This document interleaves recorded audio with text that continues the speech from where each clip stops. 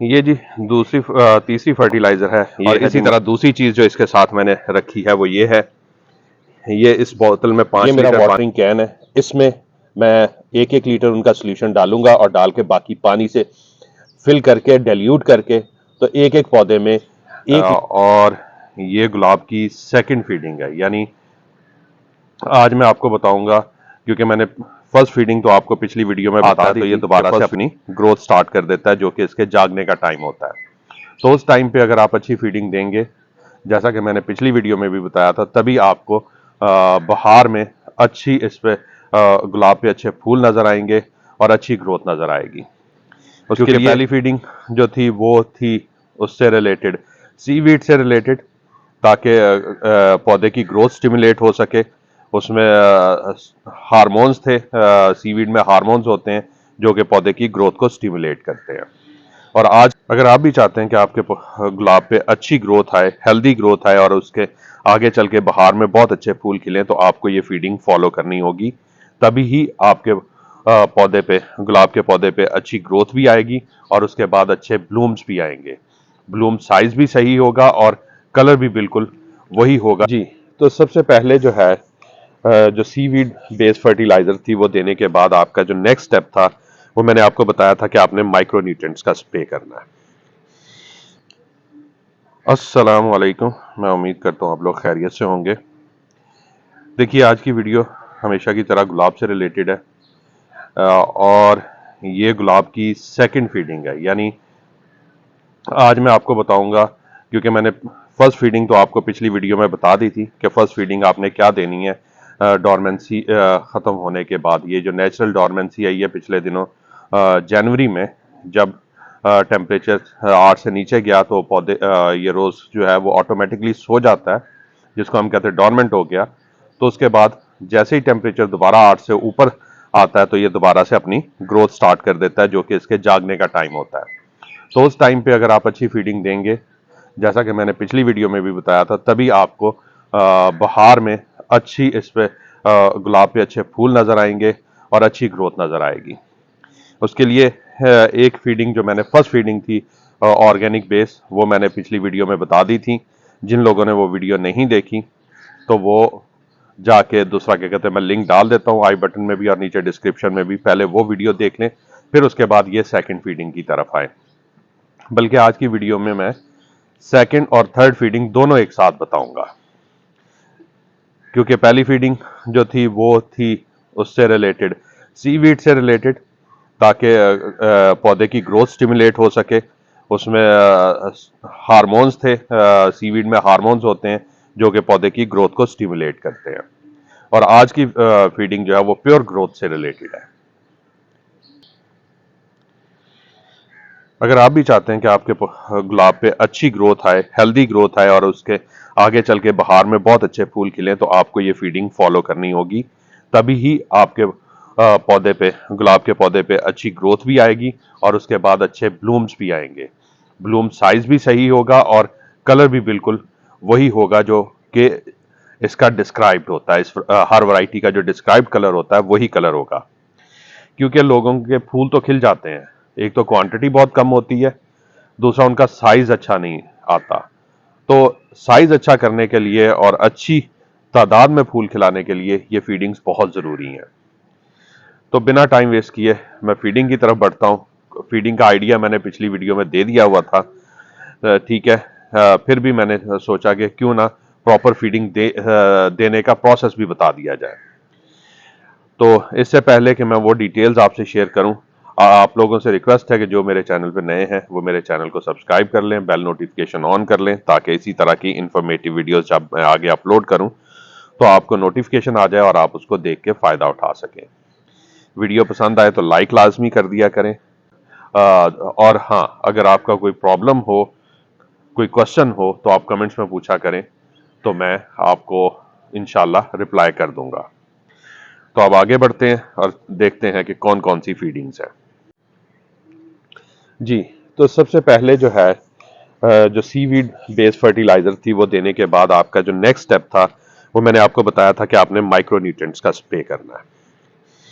मैं ये ऑली ग्रो के कॉम्बी CR के नाम से माइक्रो न्यूट्रिएंट्स आते हैं, ये मैं यूज़ कर रहा हूँ और ये स्प्रे करने हैं। और एक दिन छोड़ के, मतलब जिस दिन आपने फर्स्ट फीडिंग की है सीवीड वाली, उसके बाद एक दिन छोड़ना है, तो सेकंड डे पे आपने अर्ली मॉर्निंग में ये स्प्रे करना है। और इसकी क्वांटिटी मैं आपको बता दूं, ये मैंने ले ली हुई है 1 ग्राम पर लीटर के हिसाब से। तो ये मैंने पानी भी ले लिया हुआ है जिसमें पहले मैं इन्हें मिक्स करूंगा, क्योंकि स्प्रे टैंक में आप मिक्स करने की कोशिश करेंगे तो थोड़ा मुश्किल हो जाएगा। इसलिए बेहतर यह है कि अलग से पानी में अच्छी तरह इसको मिक्स कर लें और फिर इसको स्प्रे टैंक में डालें। 20 लीटर का मेरा स्प्रे टैंक है, तो उसमें मैं ये 1 ग्राम के हिसाब से 20 ग्राम जो है माइक्रो न्यूट्रिएंट्स हैं, इनको मैं डिसॉल्व करने लगा हूं इसमें पानी में, और ये फिर मैं स्प्रे करूंगा। तो इसको मैं अच्छे से डिसॉल्व कर लेता हूं। थोड़ी देर इसको शेक करना पड़ता है, फिर ये अच्छी तरह डिसॉल्व होते हैं। और ये देखें पानी का कलर भी ग्रीनिश सा हो गया, तो ये माइक्रो न्यूट्रिएंट्स इसमें डिसॉल्व हो रहे हैं। अभी आपने जाना कहीं नहीं है, इसको मैं स्प्रे करता हूं और स्प्रे करने के बाद जो नेक्स्ट डे यानी एक दिन का फिर गैप दे के जो अगली फीडिंग है वो भी मैं आज की ही वीडियो में आपको समझा दूंगा। ये वीडियो मेरी जो है 3 दिन में मैं इसको कंप्लीट करूंगा। आधी आज बन रही है और आधी एक दिन का गैप दे के फिर मैं इसको कंप्लीट करके तो फिर इंशाल्लाह आपसे शेयर करूंगा। तो आपने इस वीडियो को एंड तक देखना है, क्योंकि इस वीडियो में डबल फीडिंग है, 2 फीडिंग्स मैं आपको बताने जा रहा हूं। तो ये माइक्रो न्यूट्रिएंट्स मैंने अच्छी तरह हिला के मिक्स कर लिए हैं। अब इसको स्प्रे टैंक में डालूंगा। आधा स्प्रे टैंक मैंने पानी से फिल कर लिया हुआ है, तो उसमें ये डाल के तो फिर स्प्रे करूंगा। स्प्रे का तरीका बता दूं, अर्ली मॉर्निंग आपने करना है, सनराइज से पहले कोशिश करें, या फिर 7 बजे तक आप स्प्रे कर दें। और उसमें यह होगा कि आपने थॉरली स्प्रे करना है, अच्छी तरह पौधे को ऊपर से नीचे नहलाना है और बेस में भी पानी पड़ता थोड़ा थोड़ा डालते जाएं।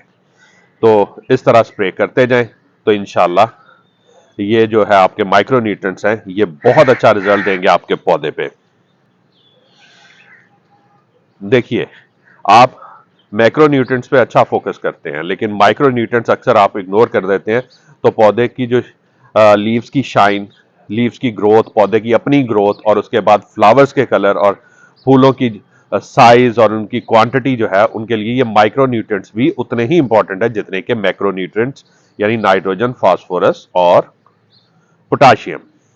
माइक्रो न्यूट्रिएंट्स में आपको पता है zinc, boron, copper, sulphur, manganese, iron, calcium, ये माइक्रो न्यूट्रिएंट्स होते हैं। लेकिन ये जो माइक्रो न्यूट्रिएंट्स कॉम्बिनेशन होता है, इसमें कैल्शियम नहीं होता। कैल्शियम के लिए आपको अलग से फर्टिलाइजर देनी पड़ती है, वो भी इंशाल्लाह मैंने पहले भी एक दफा शेयर की थी, फिर मैं दोबारा शेयर कर दूंगा कि कैल्शियम बेस्ड फर्टिलाइजर आपको अलग से स्प्रे करनी चाहिए अपने रोजेस पे।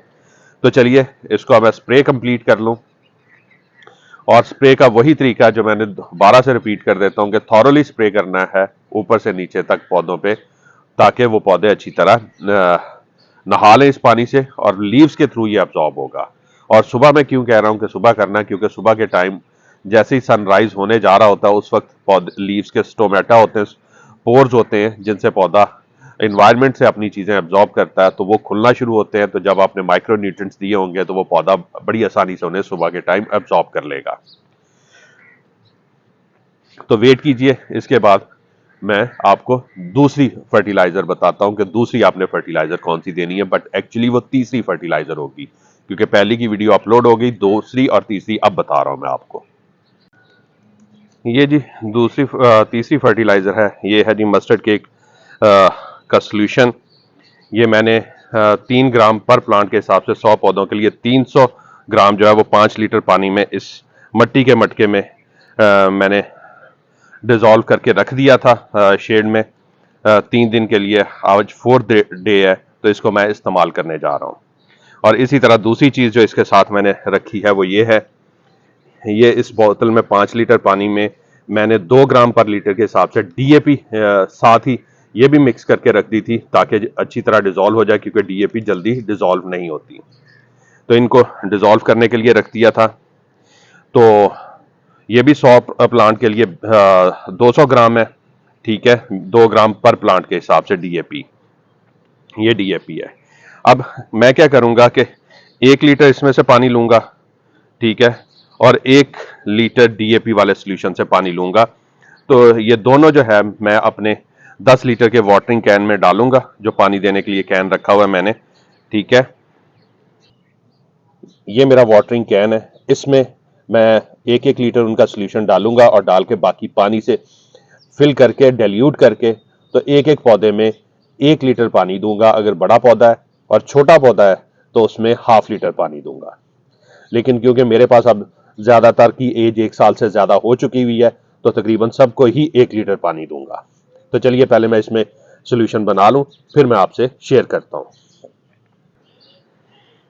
देखिए, आपको ये अगर नजर आ रहा हो तो इसके ऊपर अनडिजॉल्व कुछ पार्टिकल्स हैं, ये पानी में मिक्स नहीं करने।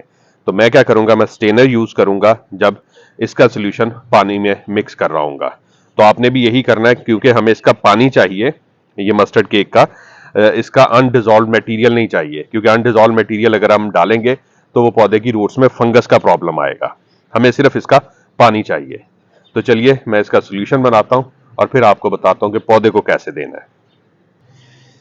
हाँ, एक बात बता दूं कि मस्टर्ड केक सोल्यूशन की मैंने डिटेल वीडियो तो डाली हुई है, लेकिन फिर भी आप लोगों को बता दूं कि जब आपने इसको डिसॉल्व करने के लिए रखना है तो ऊपर से ढक के रखना है, अदरवाइज इसमें मच्छर वगैरह जाके ना तो वो कीड़े बन सकते हैं अंदर, तो वो नहीं हो करना आपने।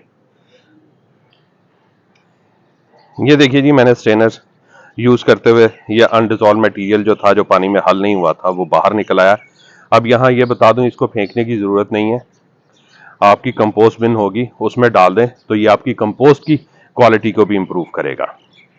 क्योंकि मस्टर्ड केक जो है इसमें नाइट्रोजन होती है, माइक्रोन्यूट्रिएंट्स होते हैं, और स्पेशली गुलाब के लिए बहुत अच्छी खुराक होती है जो उसको तेजी से ग्रो करती है। आप समझ लें कि ये अमाइनो एसिड है और चिलेटेड फॉर्म में फर्टिलाइजर या कह लें आप इसे, पौधे के लिए है। जैसे ही आप डालेंगे आप देखेंगे दिनों में आपके पौधे की ग्रोथ बढ़ेगी। तो ये 2 दफा आपने देना है, एक दफा मैं दे चुका हूं, ठीक है, लास्ट वीक में। अब ये सेकंड टाइम मैं देने जा रहा हूं और ये प्रोसेस फॉलो करने जा रहा हूं। तो उसके बाद फर्टिलाइजर चेंज होगी, वो भी इंशाल्लाह मैं आपको बताऊंगा कि कौन सी फर्टिलाइजर देनी है। अब ये 1 लीटर पानी मैंने ले लिया हुआ है DAP वाला, तो ये ऐसे ही मैं मिक्स कर लूंगा और उसके बाद फिर सोल्यूशन को कंप्लीट रेडी करूंगा। 10 लीटर पानी पूरा करूंगा अपने वाटरिंग कैन में, तो फिर पौधों को पानी देना स्टार्ट करूंगा। तो तब तक वेट कीजिए, जब मैं पानी देता हूं तो फिर मैं आपको बताता हूं आपने देना कैसे है। ये देखिए जी, ये वही रोज प्लांट है जो मैंने पिछली वीडियो में दिखाया था, तब ये अभी पत्ते निकालने की कोशिश कर रहा था। और आप देखिए 1 वीक में माशाल्लाह इसने कैसे पत्ते निकाल लिए हैं, और पत्तों का डार्क कलर देखें और साथ उनकी शाइन देखें। ये सारा इन ऑर्गेनिक फर्टिलाइजर्स का कमाल है। तो चलिए इसको पानी देते हैं। अब आपने ये ध्यान रखना है कि पानी देते हुए पौधे की बेस में पानी देना है, लीव्स पे पानी नहीं पड़ना चाहिए। लीव्स पे पानी किसी सूरत नहीं पड़ना चाहिए, अगर पड़ भी जाए तो आपने लीव्स को वॉश कर देना है। ये अंदाजे से मैंने 1 लीटर पानी दे दिया है। इसी तरह आपने पौधों को पानी देना। हाँ, ये ध्यान रखिएगा कि 24 घंटे पहले आपने इनको कोई पानी नहीं देना, ताकि इनकी सॉइल जो है वो थोड़ी ड्राई हो जाए, फिर आप इनको पानी दें। तो उम्मीद है आपको ये पॉइंट समझ आ गए होंगे। तो अगर फिर भी आपका कोई क्वेश्चन हो तो आप कमेंट्स में पूछ सकते हैं। इंशाल्लाह बहुत जल्द एक और इन्फॉर्मेटिव वीडियो के साथ हाजिर होऊंगा। अब मैं बाकी पौधों को पानी देता हूं, मुझे अब इजाजत दीजिए। दुआ में याद रखिएगा। अल्लाह हाफिज।